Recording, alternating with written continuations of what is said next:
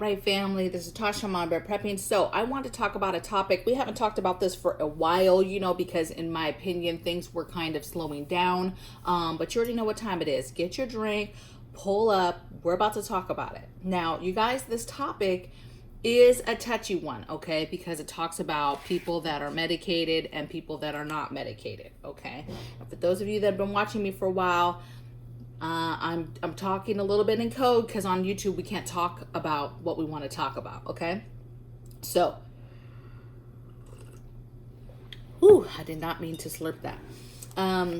So what I want to talk about is food and the importance of food and what you can do to battle, or the one day when you come across a situation where you're being told you cannot go into a grocery store to shop, to get groceries because you're unmedicated. You're unmedicated, okay? And so I'm gonna walk you through some stuff that you can do, okay? If you're not tracking, okay, I suppose you could be not tracking, but the name of this thumbnail is true already, okay? In LA, New York, you cannot just go freely into a restaurant and have food, sit down, have food without being medicated, okay? And that's across the board. And that's not just food, you guys, that's several other types of businesses, okay? So that's an issue, that's a concern. That's a concern because a government that is willing to go that far with something that is your right is also willing to keep it going. And my concern, or things that I think about, is our current situation, current food crisis, current shipping containers, supply and demand, stocking, truckers, shortages everywhere. You couple all that together and you get to a point where there's not enough food. There's going to start being measures, okay? Like limits is a measure, right? Restrictions of things is a problem, or a concern. Ration cards, that type of thing will come back, right? There'll be a concern that the government wants to fix, and a big one that has too full for them is literally telling people, well, you can now no longer go into a grocery store if you're not medicated. One, the group of people that will stand fast, that helps alleviate people who are going to the store at a time where there might not be that much food. So it helps that, it alleviates that a little bit, but it also fits the agenda still to ensure that everybody is medicated, okay? And so it won't be, the dialogue, you guys, will not be, we are denying you food. It will simply be, all you have to do is be medicated. How hard is that? Just do that and you can get food. Therefore, you're stopping your ability to eat food and not starve out your children. It's you doing it. It's not us, even though they would be the ones, if we got to that point, doing mandates. I would love to say that I don't think it will ever get that far as food, as far as grocery stores and it being across the board mandate. I do think that we will see it possibly with pressure if things do not get better. Pressure and big stores and big chains going along with, hey, yeah, you've got to be medicated in order to come into this store. Okay, so I'm gonna walk you through. For those of you guys that love to watch the videos and look at the time and be like, you didn't start telling us the information till a certain time, you can leave. You do not have to stay here. I'm not forcing you to watch me. Bye-bye. Okay, so here we go. This is some stuff you can do. Get your drink. I'm gonna try not to slurp this time. Okay, so here we go. So things that you can do now to get ahead of the possibility of food passports being a concern, an issue, right? I'm gonna say, first thing is stack it right now while your life depends on it, because literally your life could depend on it, okay? If we get to a point, you should already be stacking anyway because of the situation, so that you have food under your roof for your family, ready to go for the next year, 2 years, okay? That should already be a focus of what's going on now, focusing on getting food and the other things in life that you need for the next 1-2 years. I mean, everybody should be doing that, okay? And now it's even heavily that if you're not medicated, you absolutely should be stacking it. So because there should be some sort of level of, not fear, I don't know the next word under fear, but there should be a level of concern that you're not medicated and what happens the day that you're told you can't go certain places. This family thinks about that, okay? I'm not medicated, and we think of the day, how will we continue to get food in this house, okay? So you need to stack it. An important key point with this too is, you know how you try to talk to family members and you try to talk to people about, hey, prep, it's important to stack, and they look at you like you're crazy. But if any of those family members or anybody is not medicated, you might try to get in there with that and the importance of they need to stack because of that. Hey, they're willing to draw the line in the sand with that, then they need to be ready that one day they might be denied stuff, and there's stuff already being denied. So that's not a crazy leap to be like, you need to prepare for the day that businesses or different business types, or they get stringent on the type of people. Now, we all know things are settling down, but yet this is still the front of the dialogue as if it's crazy and the world is burning down, okay? So we need to just be vigilant and be ahead of taking care of ourselves, okay? Nobody's going to take care of us. And if something like this happens, nobody's going to be, caring, okay? Second thing I have is finding all your local options. That's finding the farmers markets, finding the farmers that have meat. That's finding all the little local co-ops. That's finding all the little mom and pop places that would not, if it was something that it was a big corporation, where could you get those stuff? Your different feed stores. If you have, Latter-day Saints and Mormons and Amish, and you have all those types of people around you that do have different little stores or different things that you can buy from them. Start doing that. At least start figuring out where they're at in your area, and then start making and having dialogue and communications with them. Start having those relationships with them now. You don't have to go in and order half a pig, but start having a conversation. Go in, ask some questions about how it works. How much is it? How fast can you get it? What processes do they do? How easy is it to get? What times of the year do you need to come? Start talking and asking those questions now, because then they know you, they know your face, they're getting used to you.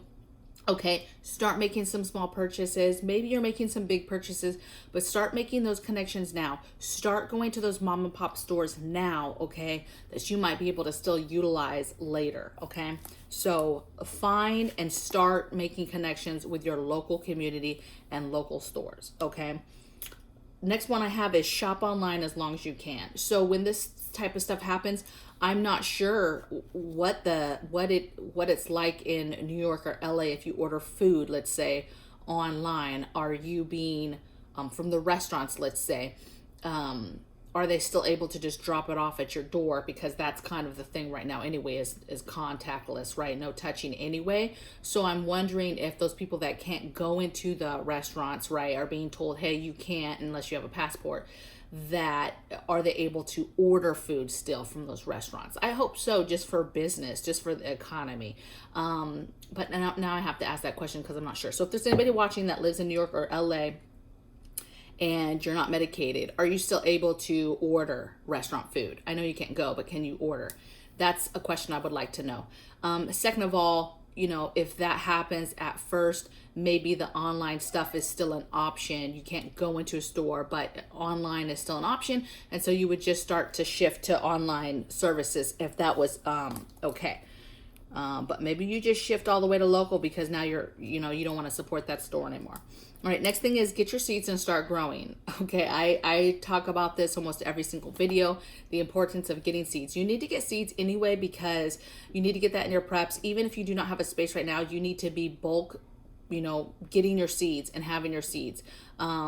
Because seeds could be, everything's having shortages, and we had already seed shortages over the last couple years a few times. So you need to get your seeds, but you need to start growing food. Okay, that's how you offset having to depend on the government and a store to be able to get food, is if you can learn to start growing your own food. That goes into the next one, and that's getting animals for meat. I mentioned this in a video the other day, and somebody was like, all animals are meat, right? And that is so true, right? You can eat almost anything. And if you are unsure if that's a thing, ask the people in Venezuela. Okay, they were eating everything that wasn't human. Okay, so just take a look at your options and what you can do. Chickens, quails.